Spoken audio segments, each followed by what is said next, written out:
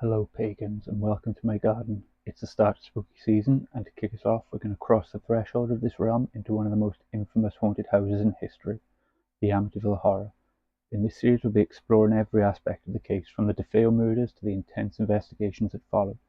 But today we're focusing on the most terrifying 28 days ever recorded in paranormal history, the Lutz family haunting. Was it real, or was it an elaborate hoax?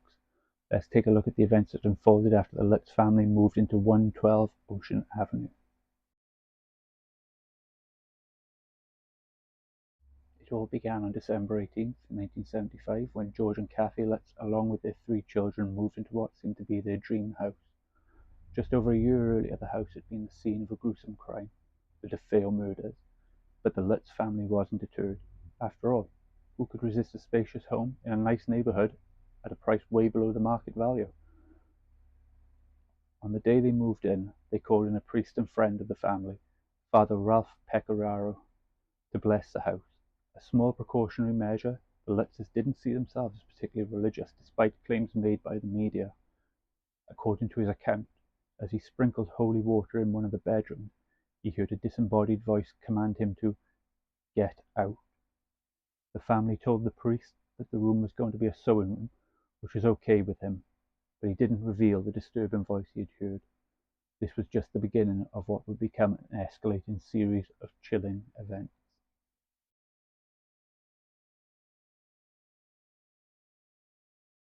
By the end of the first week, strange things were already happening. George Lutz began waking up at the exact same time every night, 3:15, the same time Ronnie DeFeo Jr. had carried out the murders of his family. But that was only the first sign that something wasn't right. Cold drafts spread through the house, despite the heating system running perfectly.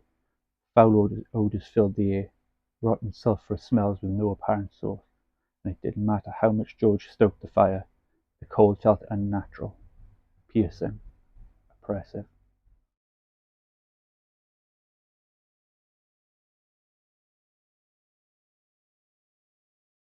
In the second week, things took a darker turn. Swarms of flies began appearing in one of the upstairs bedrooms, the same room that the priest, Father Pecoraro, had blessed.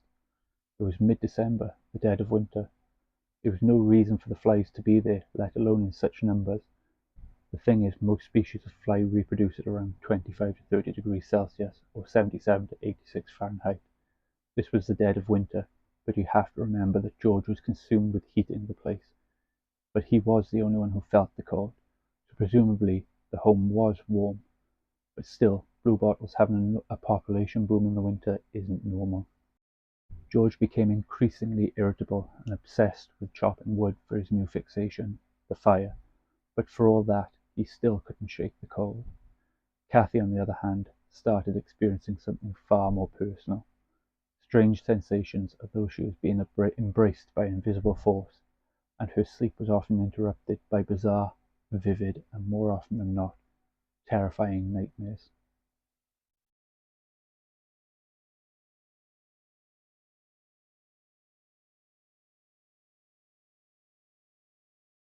As the third week crept in, the haunting intensified. Green slime, thick and gelatinous, began oozing from the walls, a phenomenon both baffling and terrifying. An unusual aspect of the fact is that it's often cited as blood oozing from the walls, but this has been parodied on countless TV shows, and the confusion might come from the same detail being present in the Black Monk of Pontefract case. But all of this, everything that came before, was nothing compared to what their young daughter, Missy, experienced. Missy started speaking with an imaginary friend named Jody, but Jody wasn't your typical childhood companion. Missy described her as a pig-like creature with glowing red eyes. George himself later claimed he saw those same red eyes staring at him through the windows at night when he was cutting wood. Whenever anything went wrong around Missy, it was always Jody that would get the blame. But don't forget, to everyone else in the Lutz family, Jody wasn't real.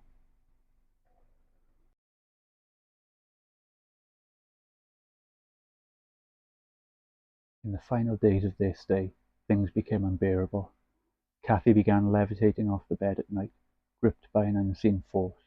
She even underwent a strange transformation, becoming an old and haggard woman before George's eyes. She felt the change inside herself, knowing that she had aged, but as quickly as it happened, she recovered, seemingly regaining her health and strength without the need of medical help. George was attacked by invisible hands, waking up with deep scratches on his body. The sounds of doors slamming echoed through the house, and at night, George saw shadowy figures moving through the halls.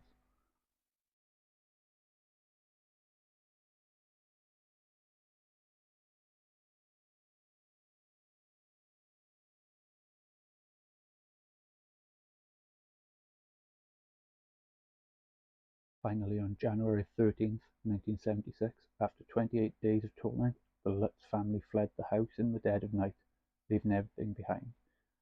They never returned. After the Lutzes abandoned the home, it became the subject of intense media scrutiny.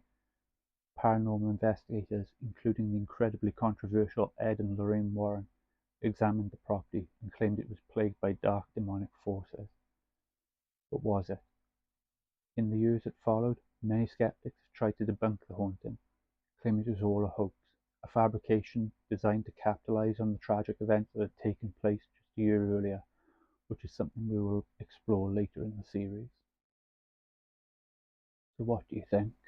Were the Lutzes truly tormented by malevolent forces, or was there something else at play? And if they were the victims of supernatural forces, why haven't there been any further hauntings? And why would the spiritual blessings from the priest fail to remove any malign presences? Do you think maybe the Lutzes should have dipped their toes into some witchcraft and burned some sage? You tell me in the comments. Thank you for joining me in my witch garden for the start of this story. If you'd like to stay here with me in 112 Ocean Avenue, take part in the ritual of clicking that subscribe button, and if you really want to appease the spirits, click that like button and leave a little comment below. Any help or suggestions are greatly appreciated.